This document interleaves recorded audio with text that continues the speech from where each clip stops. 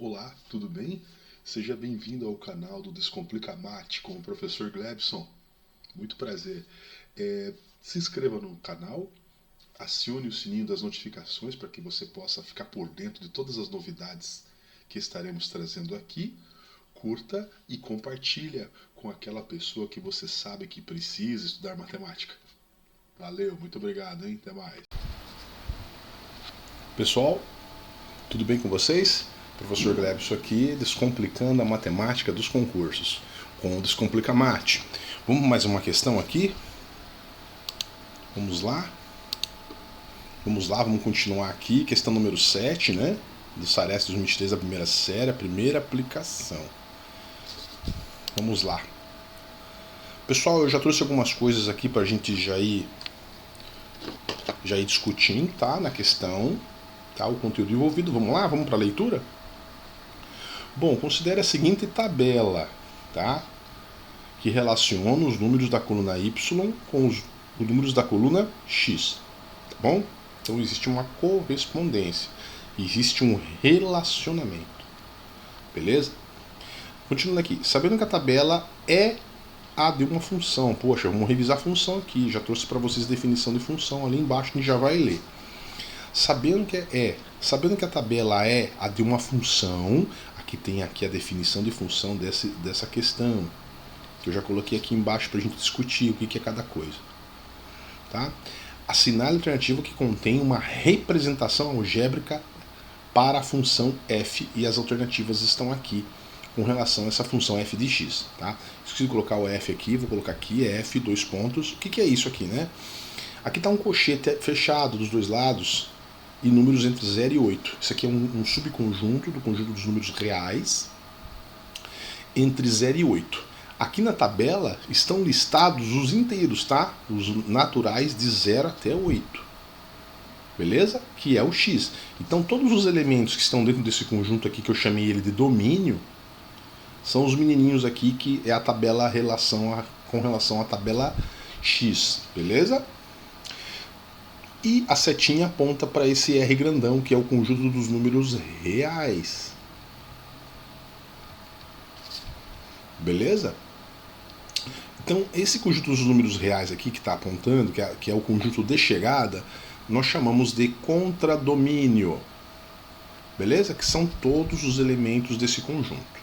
Aqui na segunda coluna da nossa tabela, existem alguns números desse contradomínio. Esses números que estão aqui que faz parte, é um subconjunto do conjunto do contradomínio, chama-se imagem. Imagem são aqueles valores de y que estão relacionados com o valor de x. Beleza? Tá, mas como é uma função, o que acontece? Aqui tem a definição. Vamos ler aqui a definição de função, ó. A função é uma relação, uma fórmula, uma expressão.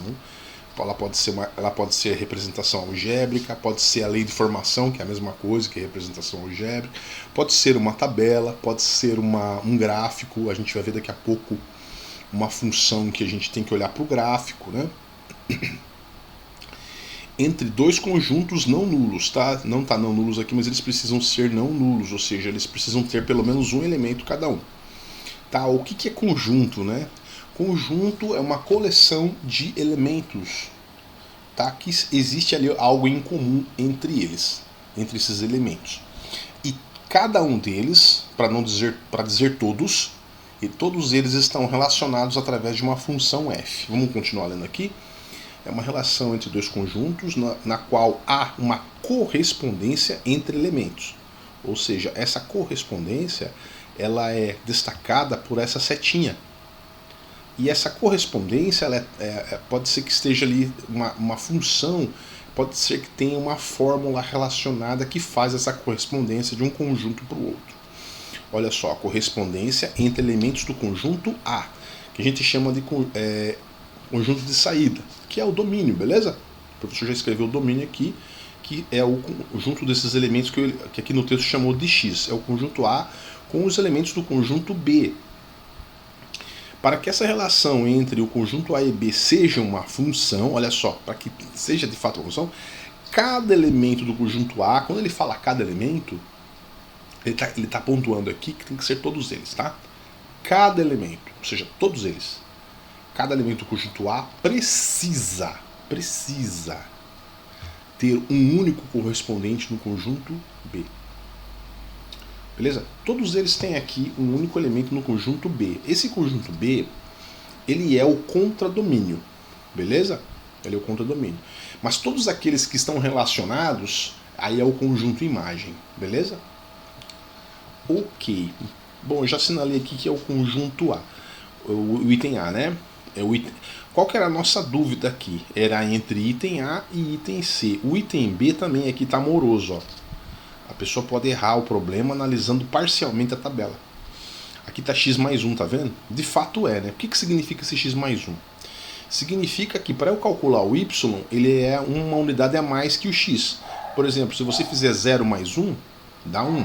Se você fizer 1 mais 1, dá 2. Se você fizer 2 mais 1, dá 3, que é o que essa função faz, né? Ela adiciona mais uma unidade a um domínio relacionado. 3 mais 1, 4, 4 mais 1, 5, e quando ele chega no 5, ele já não tem mais essa regra de somar. Então, por que cai o item B? O item B ele cai porque existe uma outra regra a partir do número 5 ou a partir do número 4. Né? A partir do número 5 aqui do domínio, ele não soma mais 1, ele é constante. Então, olhando aqui para as alternativas A e C, ele tem essas duas relações. Então, é um conjunto, é uma função que tem duas relações. A partir de um certo ponto, ele vai para uma outra função, dependendo aqui do intervalo destacado. Por exemplo, aqui está vendo? Ó, números, domínio entre 0, inclusive até 4. Aqui, que eu representei aqui para você, tá vendo? Ó? Tá vendo aqui? Ó? Presta atenção aqui, ó. Entre 0 e 4, ele vai somar x mais 1. E é o que acontece, ó. Só que o 4 não está nesse conjunto, tá? Ele vai até o 3 aqui. Só que é o seguinte, pessoal, tem que tomar muito cuidado, porque essa tabela ela é parcial. Ela é parcial, tá? Quando você dá um conjunto assim com colchetes, ele está considerando ele está considerando ali um subconjunto do conjunto dos números reais. Ou seja, tem mais números ali naquele intervalo. Essa tabela ela está vislumbrando o domínio, não é o domínio não está destacado todo aqui. Então, quando ele vai de 0 até 4, pela tabela, ele dá certo. Ó. De 0 até 3, ele está somando mais 1. Né? E veja que a partir do número 5, a partir do número 4, o 4 ele vai ser ele vai aparecer aqui no segundo domínio aqui, tá vendo? Ó? Porque está menor ou igual. Tá? Então o 4, a partir do 4 ele vai aparecer o número 5, ó, e ele vai até o 8, ó, tornando-se então um conjunto, uma função constante, né? Sempre igual a 5 a partir do 4. Veja que ele faz uma lista de todos os elementos do conjunto domínio. Por que não é o C? O que acontece? É muito sutil, tem que prestar bastante atenção, que ele é muito sutil. A gente pode errar essa questão por causa disso. Veja que o subconjunto aqui do domínio entre 0 e 3, ele vai até 3, ele vai somando mais 1, certo? E de fato é isso mesmo, 0 mais 1, 1, 1 mais 1, 2, 2 mais 1, 3, 3 mais 1, 4, ele vai até o 3.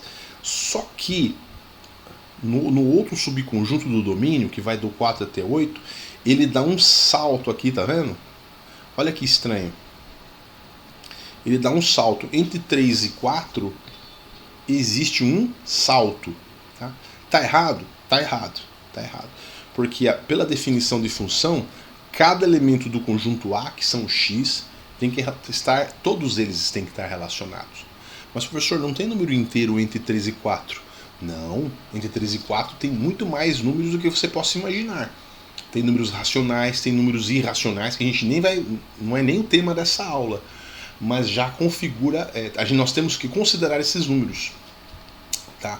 Entre 3 e 4 continua sendo o x mais 1. Só que ele não listou aqui. Por isso que o C é falso. Beleza?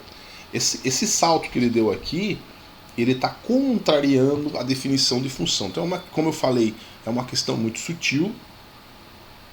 E é isso aí, pessoal. Vou ficando por aqui. Espero que vocês tenham entendido. E até a próxima.